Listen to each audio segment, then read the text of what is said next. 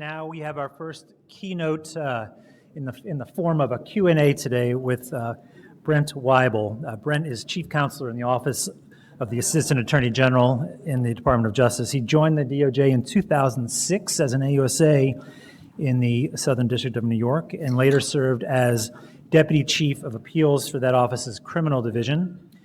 He also served in the White House Counsel's office as Senior Counsel and Special Assistant to the President. And most recently, Brent has served in a number of senior roles at the DOJ, including Acting Co-Principal Deputy Chief of the Fraud Section and Chief of the Money Laundering and Asset Recovery Section. Brent, really grateful for you to come out and join us today. Thank you. Welcome. Thank you. And we have a fantastic moderator today, Zach Fardon, a partner at King & Spalding. Zach leads the King & Spalding Government Matters Practice Group. He serves on the firm's policy committee, and he's managing partner of the firm's Chicago office. And Zach, of course, previously served as the U.S. Attorney for the Northern District of Illinois. Welcome, Zach, and thank you for moderating. Thank you. Thank you. And thank you all for being here. Good morning, everyone. I see a lot of friendly faces out there. It's great to see folks. I'm going to gild the introductory lily just for a moment about Brent. He hails from Owensboro, Kentucky, which, if you don't know, super small town southwest of Louisville, pretty far southwest of Louisville, population about 60,000. And he went from there to Haverford College, 2 years with the Peace Corps in West Africa, and on to Yale Law School. He then clerked for Judge Ross, EDY, and then Judge, now Justice Sotomayor on the Second Circuit before joining the Southern District of New York as an AUSA, where he prosecuted and tried some big financial crime cases, and then moved on to the Justice Department. He also, in addition to those titles that he's carried, and by the way, DOJ is great at a lot of things. Titles is not one of them. Chief Counsel to the Assistant Attorney General for the Criminal Division basically means he's second in charge of the Criminal Division within Main Justice. But among the other things that he's done during his time in D.C., he also did a stint at the White House Counsel's Office from 15 to 17, and in that context, Brent led the Clemency Initiative, which is something I had the honor of touching during my tenure as U.S. Attorney, and I think was a very important initiative.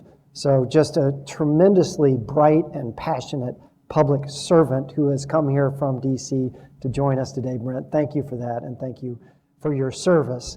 We only got 27 minutes left, and we have a number of interesting topics to cover. I'm going to start, and we're going to focus on what I think and expect is probably front of mind for most folks in the room, which is DOJ's new Corporate Whistleblower Awards pilot program.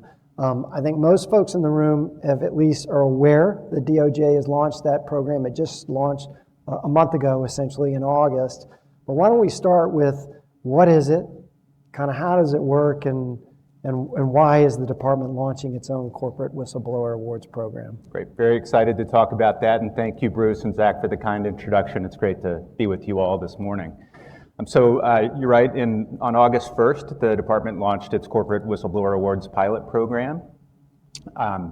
Maybe I'll start with the why and then turn back to a little bit more about what it is and how it'll work.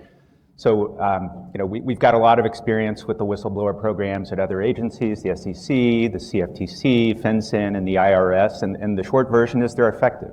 They incentivize whistleblowers to come forward and report misconduct that might not otherwise have come to light, and they've allowed all those enforcement agencies to hold culpable individuals and companies accountable. And so, in looking at all those programs, as effective as they are, they don't cover the full range of white-collar and corporate crimes that we investigate at the department. So we wanted to try to fill some of those gaps. The other main part of the why we launched a whistleblower program is really to try to incentivize companies to do the right thing. With another whistleblower program that fills some critical gaps in the landscape, we expect that companies, to the extent they weren't already doing it, should really up their game in terms of internal reporting structures, and should really think quite seriously when they do identify misconduct about coming forward and telling us about it, because now we've got more ways than ever before to learn about misconduct. So filling the gaps, just sort of programmatically, what or categorically, I should say, what is it that the Whistleblower Awards program, what are those gaps that the department primarily is seeking to fill in terms of where other programs aren't available for whistleblowers? Sure. So there are 4 programmatic areas that we identified as both gaps in existing programs and also real priority areas for the department and its white-collar and corporate enforcement efforts. And so those are foreign corruption cases that fall outside of the SEC's jurisdiction. So a lot of the FCPA cases we bring involve U.S. securities issuers, but a lot of them don't. And so we want to encourage whistleblowers with information about misconduct at non-issuers, foreign companies to come forward to us. Domestic corruption. So we've across Main Justice and the U.S. Attorney community have long aggressively pursued domestic corruption, but I think it's fair to say that we've often focused on investigating and prosecuting the corrupt officials, and there is, in bribery cases, there's 2 sides to those kinds of deals, and so we want to encourage people with knowledge of corporate wrongdoing involving domestic corruption to come forward. Various kinds of crimes involving financial institutions that aren't covered by FinCEN's AML and sanctions program. And then we wanted to supplement the department's KeyTAM program to cover healthcare frauds targeting private insurers. And so, we've got a very successful, longstanding KeyTAM program that roots out a lot of fraud on Medicare, Medicaid, but there are tens of billions of dollars in fraud on private insurers every year, and people with information about those kinds of frauds. But before our program, we don't think we're adequately incentivized to come forward. So in the FCPA context, in the healthcare fraud context, taking it outside of the sort of public company issuer spectrum and applying it in the private context, which could be a very significant sort of, I think, opening of the floodgates in terms of information coming to the department. Just in terms of practically what it means and how it works, you mentioned public corruption too, which is something near and dear to our hearts here in the great state of Illinois. But I do think, so what does the whistleblower stand to get by virtue of coming forward with information, and what are the criteria for being eligible for that whistleblower to get that award? So the way we've structured our program, we don't have a Dodd-Frank, so we don't have a statute that expressly provides for a whistleblower program. So we used existing statutory authority that gives the Attorney General the authority to pay awards to individuals who come forward with information or assistance leading to civil or criminal forfeiture. So our whistleblower program is grounded in the department's forfeiture authorities, and the way we have designed it in our program is that if a whistleblower comes forward with voluntarily, so before we've reached out to them in some fashion, with original information, it's truthful, it's complete, and they fully cooperate with us, then they could receive an award from forfeited assets in the case of up to 30% of the first $100 million forfeited and up to 5% of the next $400 million forfeited. So pretty substantial financial incentives. Pretty, depending on the forfeiture awards, pretty significant potential financial incentives. I noticed that, and just to be clear, when you say original information, you mean information not previously known to the Justice Department? Information not previously known to the Justice Department. It doesn't have to be firsthand knowledge. I think our program tracks the SEC's and the CFTC's programs in this respect. It could be, it's got to be information that we didn't previously know about. It could be information from a precipient witness. It could also be information that the person learned from talking to others. It could also be an original analysis of existing information.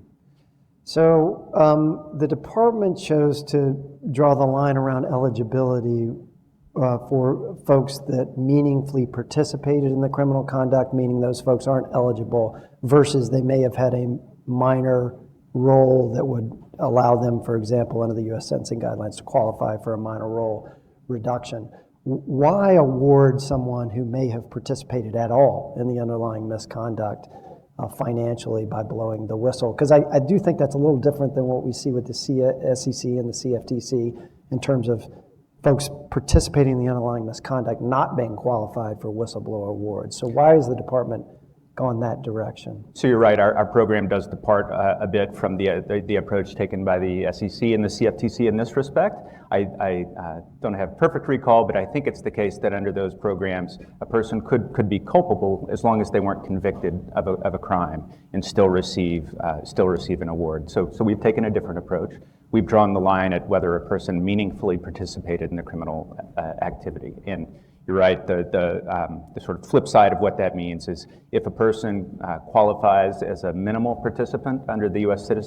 sentencing guidelines, so they're really among the least culpable people of the individuals involved in the misconduct, then they would remain eligible. So we were trying to strike a balance, right? On the one hand, we very much did not want criminals to profit from whistleblowing. As criminal enforcement authorities, that is not something that we were looking to do. On the other hand, we know from our own experience and from talking to a variety of stakeholders as we were putting together our program, that it's often the case that the people with the best information may have their hands a little bit dirty. Yeah. So I think we were trying to strike the balance, and where we decided to draw the line was that if a person really played a minor role in the scheme, then they could still be eligible. Do you have any concern that whistleblowers, given that characterization, which is fair enough, but do you have any concern that whistleblowers will be worried about deferring to the judgment of the prosecutor as to whether or not they meaningfully participated in the underlying conduct versus played a minor role in the underlying conduct? That can be a nuanced distinction. Lawyers stand in front of judges in the guidelines context and argue that distinction. Do you have any concern that whistleblowers will not want to come in for fear of implicating themselves and being on the wrong side of that decision? So I have a few thoughts on that. So one, it was really, so as in the lead up to announcing our program, we engaged with a lot of stakeholders. Other people throughout the department, folks in the whistleblowers' offices at all the other agencies, whistleblower counsel, in-house legal and compliance personnel, outside counsel, academics. So we heard from a lot of people, and one refrain we heard quite a bit was that it's important to have as much clarity and transparency as you can. So we did want to, on this eligibility question, we wanted to attach it to a legal standard that where there's a definition in the guidelines, it's been litigated. So totally take the point that there may be minor role reduction definition in terms of, okay. That so there's some jurisprudence around, right? Yes, how absolutely. You can think People about litigate that issue. But totally take the point that there may still be some gray areas or areas where whistleblowers or their counsel may have some discomfort. So a couple of further thoughts on that. This is against the backdrop. We also have a fairly recently announced our individual voluntary self-disclosure policy for individuals. So if an individual comes forward and reports to us, whether they're culpable or not, and it's new information we didn't know about, it's truthful, complete, we're going to give them a non-prosecution agreement as long as they satisfy all the conditions of this separate policy, which we could get to in more detail in a minute. So if a putative whistleblower comes forward to us under the Whistleblower Awards program, they have that protection as a backstop. Yeah. Right. So I think that should go a long way toward addressing some of those concerns. And I would also say, whistleblowers walk into other agencies almost every day of the week without any of these protections at all. And I don't think there's been a long history of prosecution of whistleblowers who have come into those programs. Understood. And I do want to come back to the individual's non-pros pilot program, which is separate, but as you've just identified, there is some Venn diagram overlap potentially between the programs. But first, let me ask you this. I mean, a longstanding criticism of whistleblower programs generally, and certainly a concern I think in this context, is that they arguably incent employees of companies to circumvent the compliance program of the company and instead go straight to the government in order to reap the potential financial reward of doing that. The department at the same time obviously cares deeply about companies' compliance programs and wanting those programs to be robust. So what has the department done to reconcile those competing sort of incentives?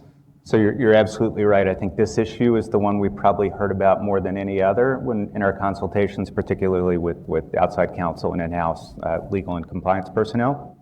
So we did a couple of things.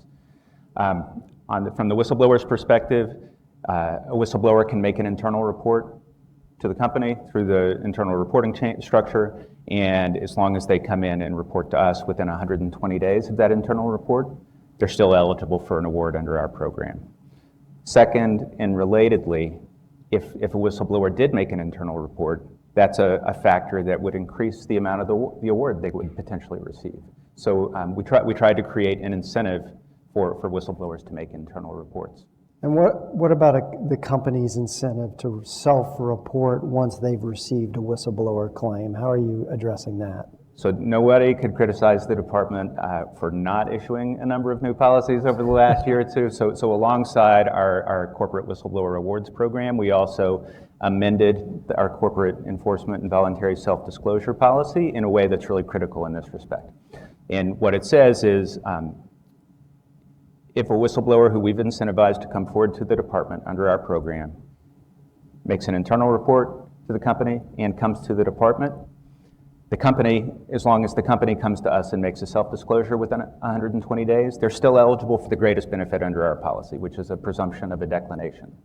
And it's a real departure from our ordinary rule because before this recent amendment, if a whistleblower had come in the door to us first and then a company came in later, they could still get cooperation credit and remediation credit, but they wouldn't get that presumption. So as I read that change to the corporate enforcement policy, the company has to come within 120 days of the whistleblower reporting internally the concern, but during that 120 days, only if the government doesn't come to them first. That's correct. So and obviously companies don't always know whether an employee, even if that employee has put a marker down inside the company, whether that employee has also put a marker down with the SEC or now DOJ. Sure. So what does the government coming to the company first mean? Is it issue a subpoena? Does it mean interview employees of the company? How's a company supposed to, because 120 days moves quickly, obviously, when you're dealing with internal whistleblowers and internal investigations and the vagaries and complexities of that. So what does it mean if the government reaches out categorically? So certainly if we send a subpoena to a company, that would be a reach out. Short of that, a phone call to counsel would constitute a reach out. If we started knocking on doors of employees and that word got back, I think that would send a clear signal to the company that we know about this and are taking investigative steps. I think that there are a number of ways the company could be put on notice that we've gotten in our report and are investigating. The other thing I would say on this question is, for a company to reach out to us and benefit from the presumption of a declination by making a voluntary self-disclosure, they don't have to come to us with having taken 55 investigative steps and have a good idea of what happened. Right? It could very easily be a call to us to lay down a marker that says, we haven't gotten our arms around this yet, but we got a report that there was X kind of misconduct. We're starting to look into it, and we would hope to be able to follow up. And so I think it would differ case by case. We'd have to look at what the circumstances were. But if we got a call like that, it wouldn't be surprising to me if we gave the company a little space and said, okay, well, why don't you come back to us in 4 or 6 weeks or whatever makes sense. Well, let me ask maybe a little bit of a nuanced question on that front, because the reality is, from somebody who's now in the private practice of law and have been for a number of years, often companies are reluctant to make those decisions, which can be very loaded decisions, until they feel like they have at least a reasonably firm grasp of the facts. And so that can take months, at least weeks, often months, to discern. So if in the meantime a whistleblower has notified DOJ under this corporate whistleblower awards policy pilot program of the misconduct, the company doesn't know that. The company receives the whistleblower allegation internally at the same time and still voluntarily comes forward before being contacted by the government within those 120 days. Will that company receive the benefit of the declination presumption or no? If I understood the hypothetical correctly, they still come in within 120 days? They still come in within 120 days. But the government is already aware of at least the allegation of misconduct because the whistleblower has put his or her marker down. Yes, they will get the presumption. Okay. Well, that's helpful. So I want to come back for a moment to the individual. And again, to be clear, separate pilot program launched by the criminal division, as opposed to department-wide, launched by the criminal division in March this year for individuals who have culpability, who participated in the criminal conduct or may have participated in the criminal conduct, but come forward voluntarily with original information and can receive the benefit of a mandatory non-pros agreement. Can you put a little bit of more color on kind of what that program is, why the criminal division decided to launch it back in March?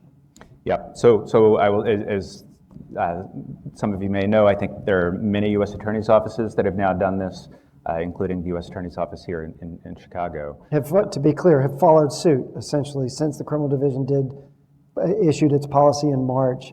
A number of offices, including Chicago just last week, announced its own similar And to be fair, we weren't the first. I think the U.S. Attorney's Office in Southern District of New York and in the Northern District of California, and then we issued our policy, and then a number of other offices have followed suit. This policy and our whistleblower awards program are meant for people who sort of fall into different lanes, right? So the whistleblower awards program, where there are monetary incentives involved, that is for people who did not meaningfully participate in criminal activity. And we want to incentivize them to come forward, and the benefit we're giving them is the potential for a financial award. On the other hand, if there is an individual who knows about corporate misconduct and has real criminal exposure and we're involved in a more significant way, we're trying to create incentives for those kinds of folks also to come forward and tell us about crimes that we didn't know about previously. And the benefit we're offering to those individuals is a non-prosecution agreement. And to sort of put an exclamation point on a point you made, it's as long as the person satisfies the conditions laid out in the policy, it's not a discretionary decision on our part. We're going to give that person a non-pros. So they've got to come in voluntarily. So before we've reached out to them, it's got to be original information, truthful, complete. They've got to fully cooperate and then not fall into one of the exclusions. They're going to get a non-pros. Sort of reminds me of the old amnesty, both IRS and antitrust amnesty programs. If you're the first in the door, it's sort of really rewarding a first in the door participant in corporate criminal conduct. So just quickly, we got a couple other topics I want to touch on, but quickly, how's it going, right? So you've had the pilot that you just described for 6 months or so, and then the brand new, I know, the corporate awards program, but do you have any data that kind of reflect whether they're working? Yep, so under the NPA program, we've gotten dozens of submissions to date. Under the Corporate Whistleblower Awards program, which I think we're something like 6 or 7 weeks into, we've gotten tips from well over 100 individual tipsters. So I think with any program like this where you're soliciting input from the general public, there's going to be some kind of ratio of signals to noise, but we're getting good tips under both programs. Okay. So speaking of data, just flipping the switch to a different topic, data-driven investigations, and particularly in the securities context, given our audience, including the insider trading context, how are you, the department, seeing sort of the use of data, and where are you focusing your data-driven investigative efforts? So I think in some ways this is of a piece with our whistleblower program and our non-pros program. I think we're looking at a number of different ways where we can have more ways to identify misconduct, and as a result incentivize companies to come to us before we come knocking on their door.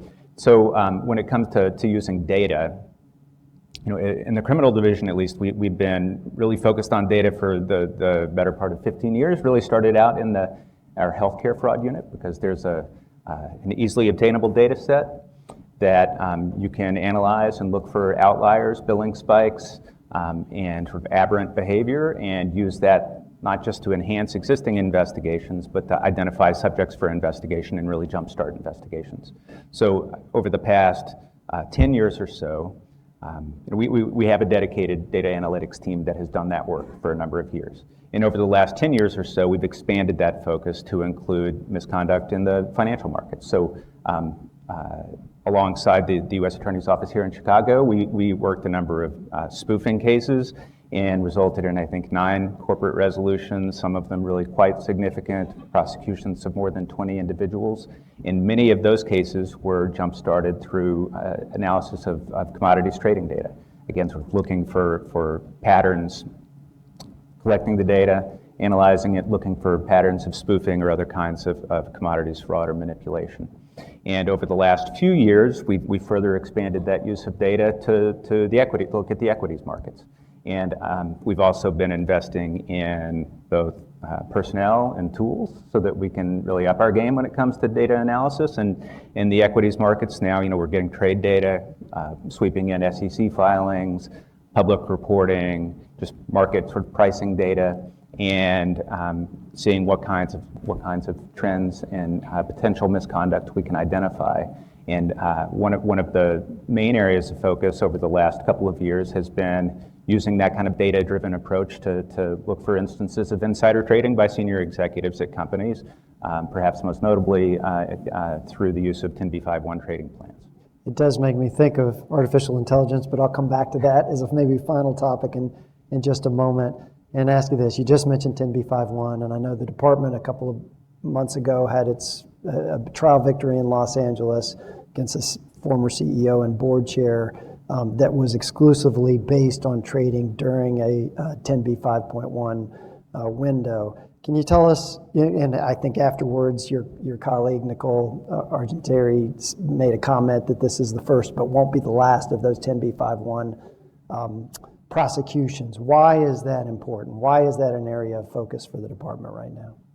So it's one part of our broader white collar focus, and we think it's really important in our white collar cases to identify misconduct by senior executives, whether it's in the insider trading space or a different kind of misconduct. And so we have focused on using our data analytics approach, taking an initial focus on 10b5-1 trading plans and trying to identify senior executives, in particular those who are charged with running companies, who are misusing their position and using 10b5-1 plans to try to conceal and shield themselves from discovery.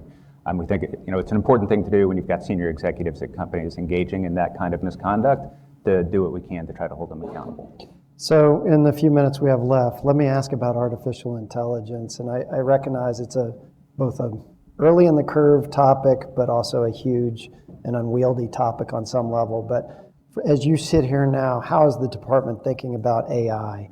And what sort of excites you about AI and what worries you the most about AI? So our Deputy Attorney General has spoken a lot about this. I think she's described AI as a very sharp double-edged sword. It's got a lot of promise for positive uses in a lot of different ways, including in aiding us in our law enforcement mission. It's also got, I think, a great potential to be misused by criminals and other wrongdoers. So for our part, I think we've really just kind of scratched the surface on how we can use AI. I think we at the department have used it in some instances to try to triage all the millions of tips that come into the FBI every year. We've also used it to try to work through and synthesize information and data in some of the really voluminous data cases, sets. Data sets that we have in cases, including in the January 6th investigations. But we're really, I think, we continue to be engaged in a lot of internal discussion at the department about what our approach should be. We brought on our first chief AI officer earlier this year to help us think through those issues. And similarly, in terms of how criminals are misusing it, we're really only just beginning to see that. We in the criminal division have brought, I think, a couple of prosecutions to date against defendants for misuse of AI, and there were both cases where defendants had used AI platforms to create AI-generated child sexual abuse material, sometimes taking images of kids that they knew and morphing them into images of sexually explicit conduct. So we've had a couple of cases in that area. And just a few weeks ago, the National Security Division announced that they had seized, I think, 30-something internet domains that had been created by Russian state-sponsored actors to basically generate propaganda to interfere with the elections here in the United States, and that traffic had been driven to those propaganda websites in part through social media advertising that had been generated through AI. Relatedly, we've seen some bad actors create AI deepfake robocalls, providing misinformation about the election. So I think those are all top of mind, and of course, I think we're concerned about ways that criminals could use AI to commit all sorts of frauds, cybercrimes. Deputy Attorney General Monica, in a speech at Oxford recently, referenced AI being like a gun, in that it can increase the danger of a crime. Do you expect the department is actually going to look for opportunities to use abuse of AI in the context of a crime to enhance sentencing? Yes. We have effectively prosecutors across the department have been instructed that if they're working a case and they're prosecuting a case where AI has made the crime significantly more dangerous in some way, then we are to either seek out a sentencing enhancement if one applies, given the facts, or to advocate for a higher sentence under the 3553A. So in our last minute, time passes too quickly for my taste. But in our last minute, coming back to compliance and AI in compliance, because yesterday there were some amendments to the department's compliance program evaluation policy. Can you speak to that and how that addresses the AI issue when it comes to what companies need to be thinking about and doing with regard to compliance? Yeah, so just in a couple of seconds, yesterday, for the first time in I think about a year and a half, we updated our document, the evaluation of corporate compliance programs, and we made a few updates to it, but one of them was to include a series of questions we would expect to ask companies we were in resolution discussions with about how they use AI. We would ask about the technologies they're using, including AI, ask if they've done risk assessments about the risks the company may be facing as a result of that use, steps they're taking to mitigate those risks, and generally what their approach is to ensure that the company's using AI as intended and consistent with the company's code of conduct.